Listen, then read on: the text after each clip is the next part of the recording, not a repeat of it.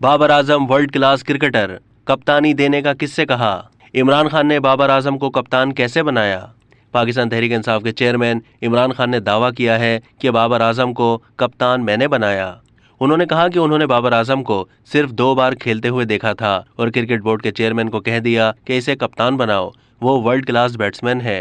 अब तक Pakistani star batter Babar Azam कई रिकॉर्ड्स अपने नाम कर चुके हैं। इसके अलावा दुनियाई क्रिकेट के नामवर सितारे भी बाबर आजम को वर्ल्ड क्लास बैटर करार दे चुके हैं। वेस्टइंडीज के साबिक क्रिकेटर शिव नारायण चंद्र पॉल ने भी बाबर आजम की सलाहियतों का एतराफ़ करते हुए कहा कि Babar Azam world class batter हैं। उन्होंने हर तरह की कंडीशन में मयारी बैटिंग की। अब तक के लिए इतना ही। मजीद मालूमात के लिए डेली जंग के यूट्यूब चैनल को सब्सक्राइब कीजिए।